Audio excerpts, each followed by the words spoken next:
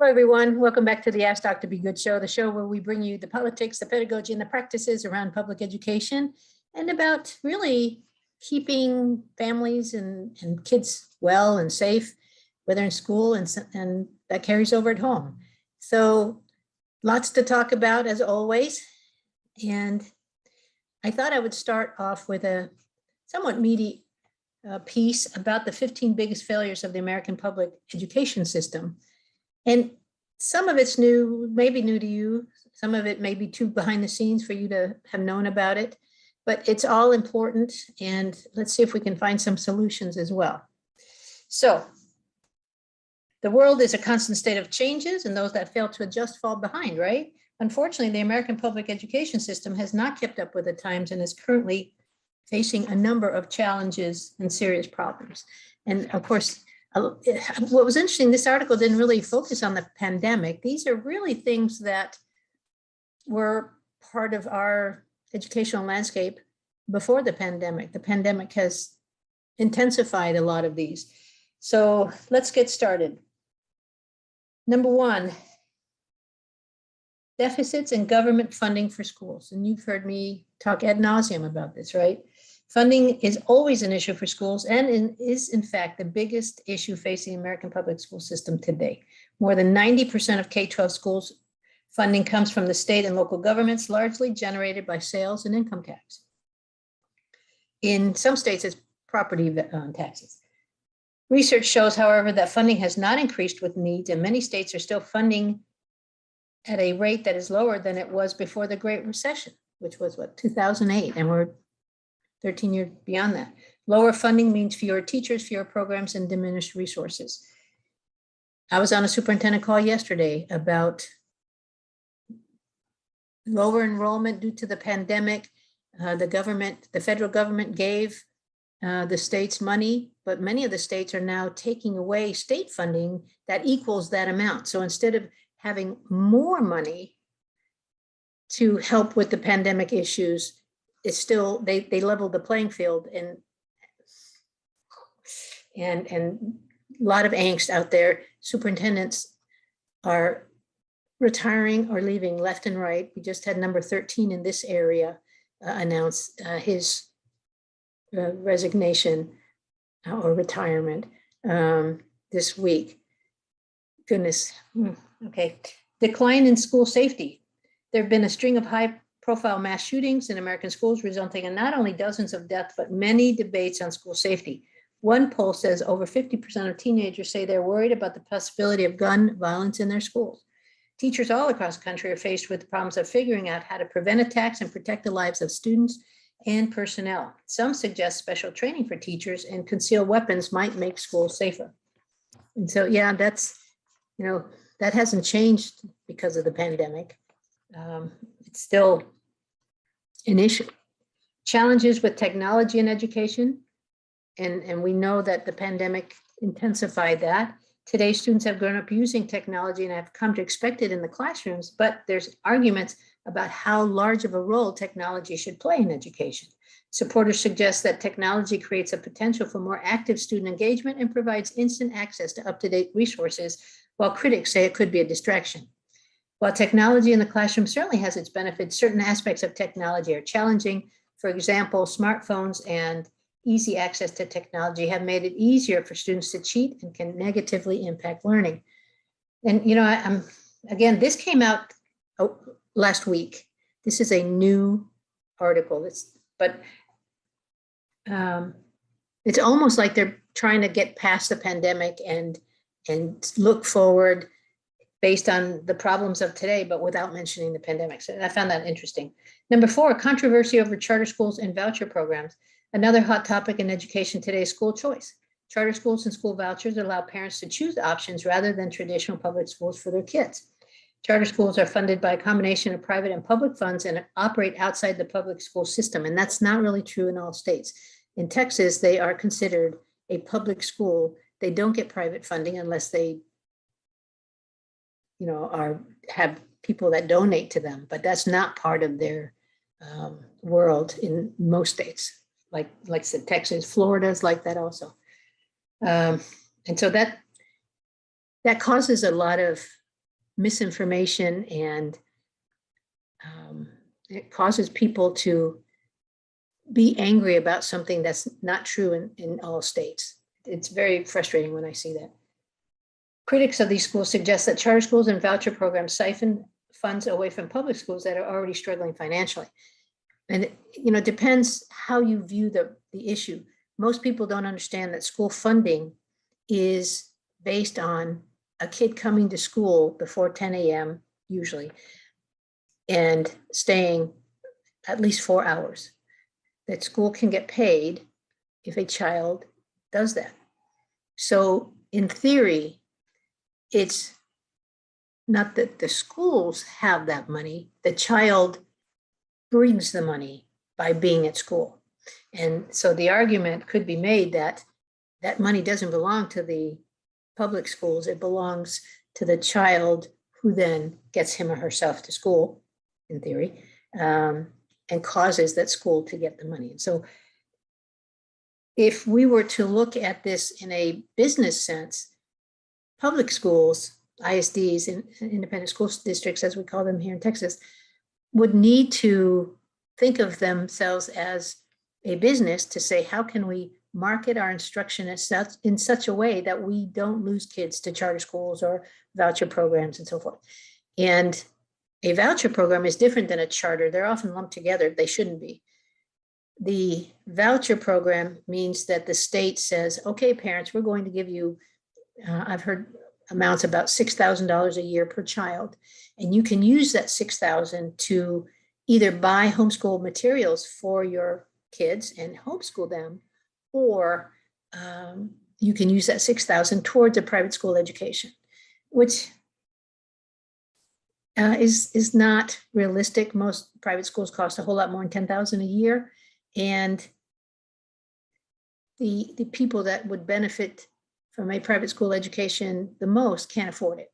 Like, if a family from poverty wanted to say, hey, I want my kids to go to a private school because I think that school nearby would be better than the local ISD that's near us, they can't afford the rest of the $4,000 to $6,000 that they would need, $10,000 to $12,000 a year for that child. So it looks good on paper. That's one of those theories that looks good on paper. It sounds sweet, but it's not practical. It would help the parents of families that already are sending their kids to private school. It would make it a little bit easier for them, but they're already financially well off. Problems with Common Core. Now, in some states, Common Core is still around. Not all states adopted the Common Core. And again, that's one of those theories that look good on paper, having the whole nation on the same curriculum, but some states balked and they didn't get on it. The Common Core standards were developed to specify exactly what students should know before graduating high school. It was developed in 2009 to promote educational equity across the country, holding all students to the same standardized testing requirements. Some see the problem as federal intrusion into the state control of education, and others say that it didn't allow for teacher innovation and flexibility in the learning process. Most states adopted the standards when they were introduced, but more than a dozen have since repealed or revised them. So I think that was a failed attempt. Decreased teacher salaries. So again, you've heard me talk a lot about this lately. Teacher salaries are by no means impressive. And in most states, they have decreased steadily over the past few years. In fact, research shows that the average salary for public elementary and secondary school teachers dropped by nearly 5% between the 2009-2010 school year and now. So between the last 10 to 11 years, they have dropped. States like Oklahoma and Colorado experienced a 17 and 16% decrease. And these states also saw massive teacher walkouts in 2018. And we remember that, right? There are, of course, some states where teacher salaries increased and some teachers received a growth in benefits that may or may not be enough to balance out that the wages were low overall. And I did a podcast 2 or 3 weeks ago where I actually put in the comment section how you could contact your legislator and a letter, an email. I typed the email that you could copy and paste to put in there and send to your legislators to let them know how concerned you are. We will be having retention and recruitment issues, and your child may be sitting with a long-term sub next year if he or she's not doing that already this year.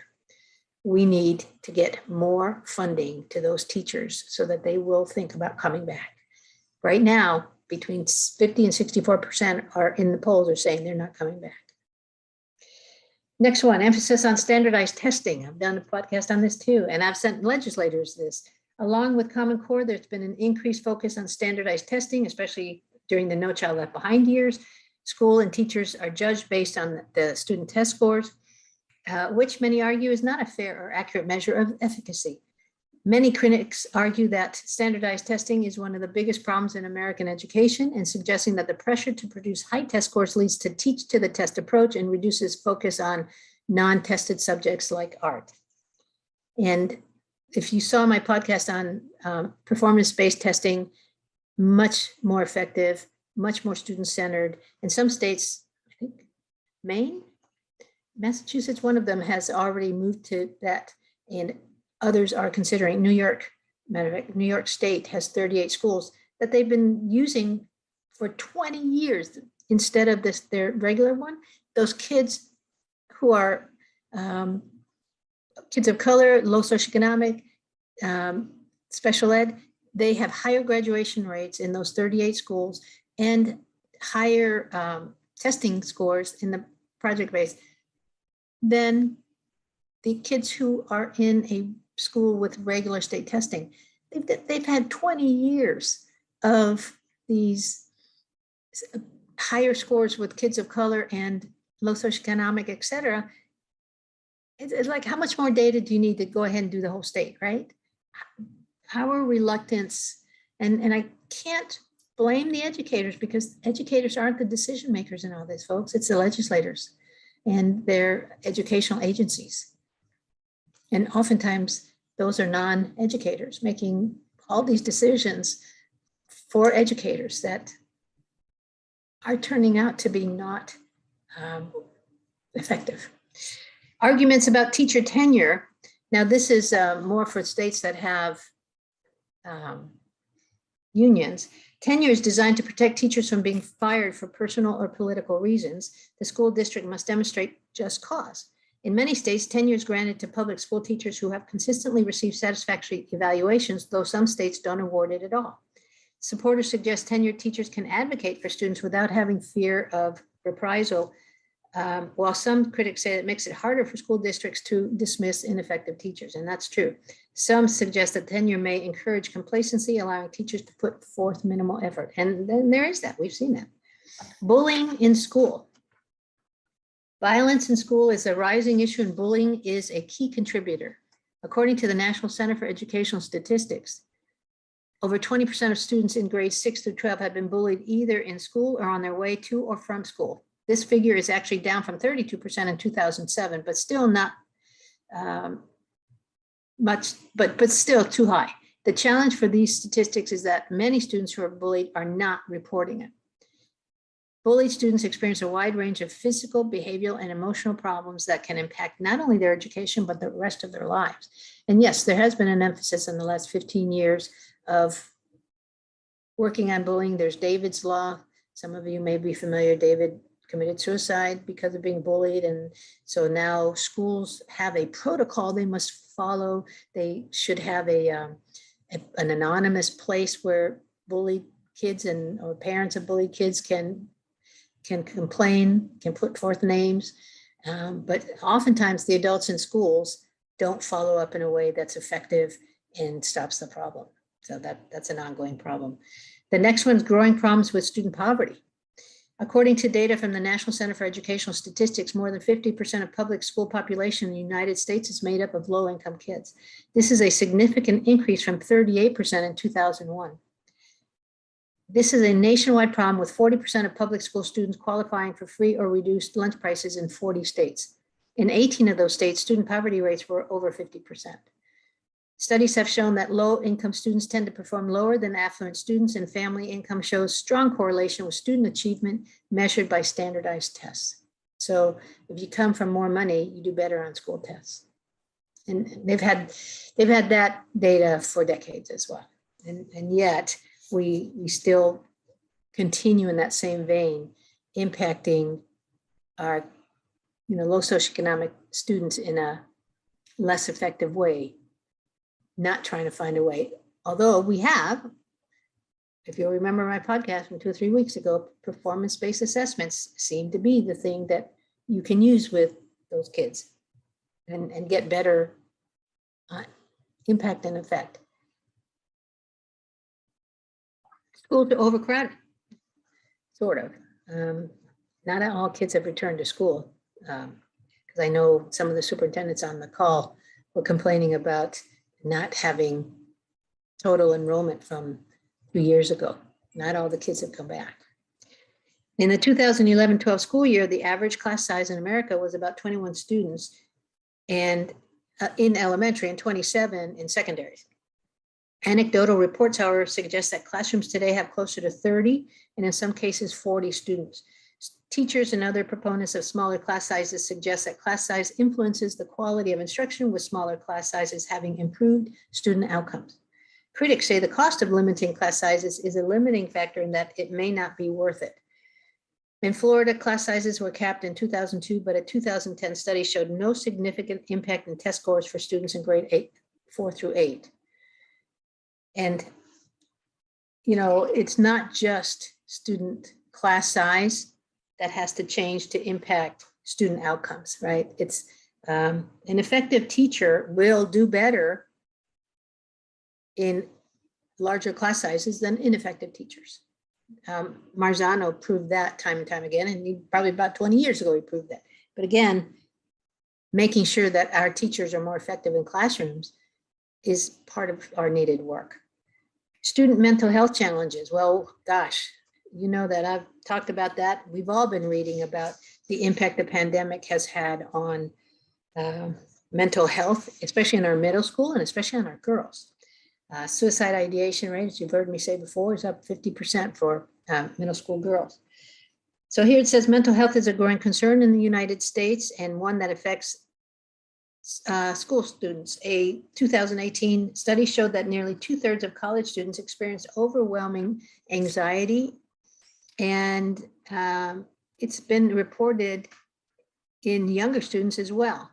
Even schools that are trying to make a difference face challenges. For example, the recommended ratio of students to counselors is 1 counselor for every 1,000 to 1,500 students. Mind-boggling. But the US college campus average is 1,737 students to 1 counselor. That's crazy. Awareness of mental health issues is increasing, but there's still a stigma that prevents many students from seeking care. And I've seen that, folks. I've seen the stigma. There's certain cultures that really are reluctant to send their kids to counseling, even if the school has highly recommended it, has documented proof of behavior that warrants seeking outside counseling. And I've told the sad story of one of our students that we worked very hard with that family to get the girl counseling. We finally got her counseling, sent her home at the end of the year, and she committed suicide a month later during the summer. So, we have to get better at seeking help, valuing counseling help, and making it something that we're comfortable with and make it part of our sort of upbringing. Number 13 is parents are not involved enough. Teachers in public schools can only do so much to support their students. When the students go home for the day, the state of their home life can impact their development, both personally and academically. In cases where parents lack higher education, they may not be able to provide the assistance students need in order to learn and to complete homework. Students in low-income families face additional challenges at home, although even middle and upper class families aren't off the hook. In many families, parents are too focused on their careers and have little time to spend with their, supporting their child's education. And number 14, too many schools are being closed. Schools all over the country are closing their doors in numbers that are quite alarming. This only leads to an increase in issues with large class sizes, poor access to resources, etc. It is easy for parents, teachers, and communities that are affected by closures to feel targeted even when the school board members prove unbiased data. In some cases, closures cannot be prevented, but they can be delayed, and communities should consider other solutions or alternative use for the school, such as a community center or an adult education center. And number 15, lack of teacher innovation and outdated teaching methods. The teaching methods used decades ago simply do not work for the modern student. One of the biggest things holding back the American public education system is a lack of teacher innovation. You know, that teacher, the test, that's end of year test, that has hurt teacher innovation tremendously. So, and a lot of that teacher motivation or lack was partially created by the enforcement of standardized testing and the Common Core curriculum. Unfortunately, the problem really needs to be addressed at the federal level with changes to policies that will result in change within the public education system. America needs teachers who are better trained to meet the needs of their students and who are willing to speak up and facilitate change. Teachers are on the front lines, and without them speaking up, change is not possible. Problems abound in the American education system, but growth and change are possible. Keep reading to learn about the top emerging trends. So here are the top emerging, let's sort of end this with a more positive, right? Increase in maker learning initiatives. Let's see what that is. In many schools, the teaching is the focus when education should really be focused on student learning. See how that makes it more student-centered? Maker education allows students to follow their own interest and to test their own solutions for in problems in a do-it-yourself approach to education. That's really project-based learning. Students learn in collaborative spaces where they identify problems, create inventions, make prototypes, and keep working until they have final result that works. There is little hard evidence on the trend as of yet, but it's growing quickly. And actually, there's evidence. High-tech high school in California has been doing this for decades very successfully. The New Tech Network has been doing project-based learning, and they like to go into the low socioeconomic kids of color schools, because what they've learned is that project-based learning engages students, and those kids outperform kids who are in traditional settings, even in higher economic settings. Moving away from a letter grade system, and this, again, you have traditional adults who have trouble wrapping their brains around this, but I've been saying this for a long time. The grading system is archaic, and it doesn't help kids.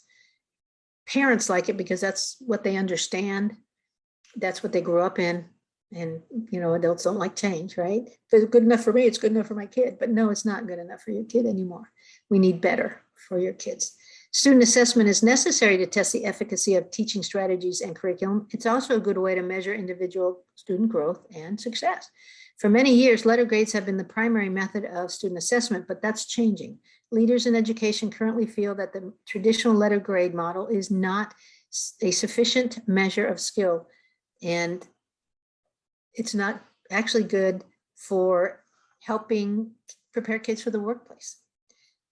And skills like creativity and problem solving are not fueled by letter grades. In 2017, the Mastery Transcript Consortium was formed and includes over 150 private schools. These schools have adopted a digital system that provides qualitative description of student learning and samples of work instead of grade-based transcript system. Public schools are quickly adopting the trend as well in a nationwide shift towards mastery-based or competency-based learning. So this is not the first time that I've heard of this. Matter of fact, the state of Texas tried to do a sort of competency-based state assessment. I remember taking part in that in the maybe late 80s. And it was fun for the kids. They enjoyed it. They had to put copper pennies in a boat that they built and then see how much weight of pennies the boat could hold. And then you documented that. And then when after your boat sank, then you would try to rework the boat so that it could hold more pennies based on what you'd learned from the first boat. And kids loved it, but it was hard to grade. It was clunky as far as how to manage the system efficiently. It's so much easier just to do bubble tests, right? Scan it through the machine, it pops out a score, and you're done. This needed humans to grade the work, and a very time-consuming and expensive model. So they quickly moved away from it. Changing classroom approaches like flipped learning. Some of you may know what a flipped classroom is. That is where instead of the kids coming to a lecture at school, the teacher videotapes him or herself doing the lecture. They watch it at home the night before, and then they come to school ready to do the independent work after the teacher does a review. And so there's much more time for the teacher to work with students in small groups and individually over the concept, instead of wasting the first 10, 15 minutes of class doing the lecture, which is boring, right? So there's been some talk of more of that, especially during the pandemic, but we'll see if it catches on and becomes mainstream. The institution of micro-credentials. This is interesting. I've heard of this too happening. This trend in higher education is a departure from traditional college degrees that require years of study over a multiple-year span. Micro-credentials, or rather, they're also known as digital badges or nano degrees that demonstrate knowledge or skill in a given area and are earned through short, targeted educational offerings. About 20% of higher education institutions offer some kind of alternative credentialing system, often partnering with third-party learning providers. Like Cisco, let's say Cisco, the software company, they have various levels of certificates that kids and young adults can earn.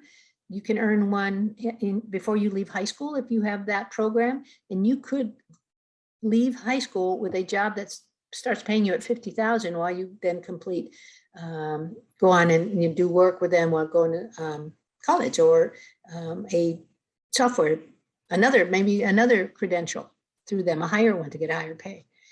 And number 5 is growing concern for social emotional development. And, we're getting better at this. We're not all the way. And a lot of it is because we can't afford to get more counselors. And we can't afford to do a lot more training of teachers in this, because they're supposed to be teaching and not counseling, right? So, but the need is there, and it's good that they're recognizing it. Traditional education is focused on academics, but there's a movement towards nurturing the whole, and you've heard social emotional learning, right? SEL. This movement is based on growing consensus that schools have a responsibility to protect and develop the students' social and emotional development in addition to their cognitive skills. SEL focuses on helping students manage their emotions, show empathy.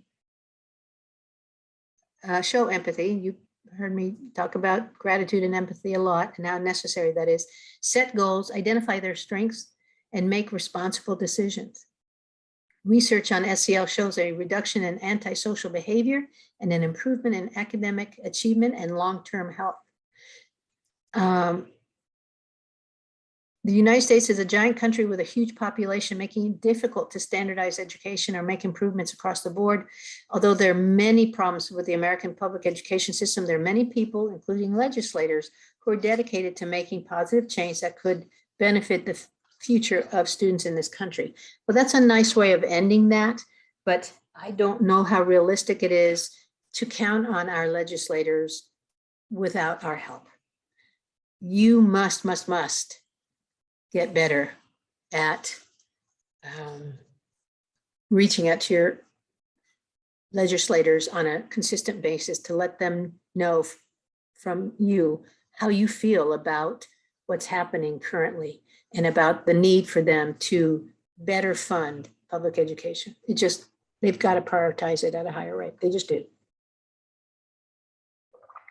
Well, as always, our time is fast, zooming, and I appreciate the time spent here. I hope those of you who have kids that are 12 to 17 or 18 and want to know more about their college and career future opportunities, that you will consider joining me for my online course. This will be our 3rd week. So we're over the hump. It's a 5-week course that I'll do pretty regularly to help kids and parents not only understand their college and career future, but also develop their sense of self at the same time. Why do I think that's important? Well, because being smart is not enough. You need to understand how the body, the mind, the spirit, how it all works together. Because without each part working well, you're not going to move ahead in a healthy way. So thank you for the time today. I hope that you have a great week, and we'll see you again next